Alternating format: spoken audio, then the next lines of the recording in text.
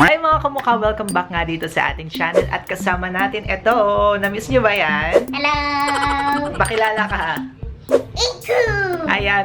So ngayon nga magkukulay tayo ng buhok. Dalawa yung magiging process ng pagkulay natin ng buhok. Yung unang process ay i-bleach natin ang ating buhok or buhok ko. After nga ng bleaching ay kukulayan na natin ng desired na color na gusto natin. Start na tayo. Ang una nga natin gagamitin ay itong from Lolaine Pixxel na hair bleaching powder. Kasi dapat ang unang gagamitin natin ay mas maganda daw. Ayan, nakikita pa sa likod si A2. Dapat daw ang una natin gagamitin ay yung sa Huenicorn, kasi wala akong nabili na from Huenicorn. So, ito na yung tatry natin. Ayan siya. Ito yung bleaching lotion, oxy milk, and may kasama rin siyang powder. Usually, 12 yung ginagamit natin kapag nagbe-bleach tayo na kasama na lotion. But ito kasi 9% lang siya. Pwede na rin yan. Then, ang maganda dito ay nakalagay dito yung ml sa gilid. Okay. So, tayo, baka gamitin ko lang sa aking hair ay kalahati, which is yung 30 ml.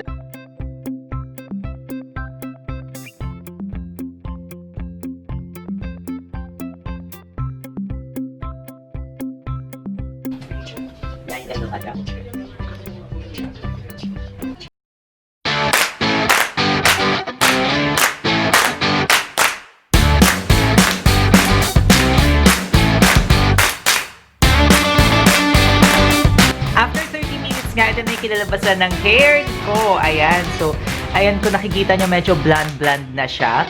Pero mag-wait pa rin tayo ng 30 more minutes para mas maging bland pa yan. Sige, hintayin na tayo ulit.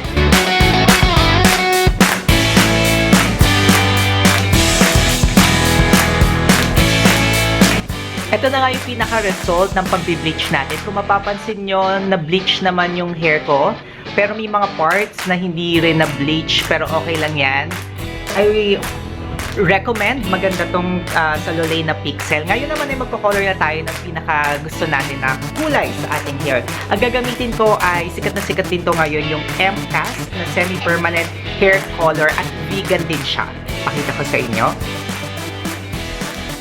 Actually, pwede rin kayong gumamit muna ng purple toner, pero ako kasi hindi na ako magpa-purple toner. Kung ang naging hair nyo ay hindi ganoong kaganda ang naging itsura, pwede kayo mag-purple toner muna. Pero ako nga, ang gagamitin ko ay diretso na ako dito sa charcoal na color. Kasi itong charcoal na color na to ay maganda rin siya para sa hair natin. So, simulan ko na.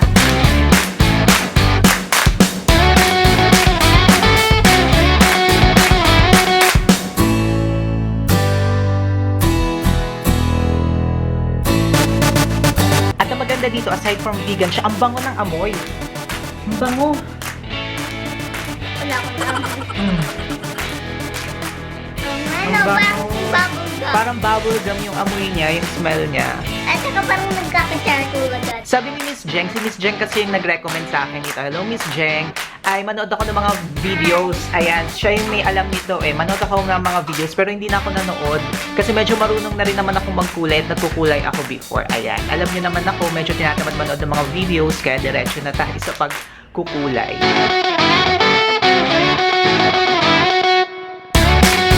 Habang nag-wait tayo, umiinom din ako nitong tea. Ayan siya. Ang ganda oh.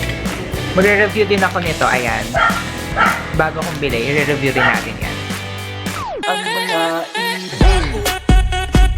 Ito na nga yung kinalabasan mga kamukha. Kung makikita nyo, naging ash blonde siya. Hindi siya naging charcoal o hindi siya naging gray kasi siguro ay nahugasan ko agad. Kaya kung gusto nyo na talagang maging ash blonde or kung gusto nyo na maging charcoal talaga ay medyo tagalan nyo. Siguro gawin yung 1 hour para talaga na makuha nyo yung pinaka gusto nyong kulay. But ito talaga yung gusto kong kulay eh. Yung kulay na na-achieve ko ay perfect na perfect as teacher kasi nga po teacher din ako. Ayoko rin ng mga loud na color and ayoko rin yung medyo ano kasi bawal siya, di ba? Kaya ayan, gusto ko yung pinaka naging kulay sa akin at para mas makita nyo pa may video ko na i-insert. I can feel it in the air tonight. Do you feel it running through your veins? It's like kryptonite. 'Cause the sun is shining up above, and the night is just as young as both of us. So let's just stay together, make our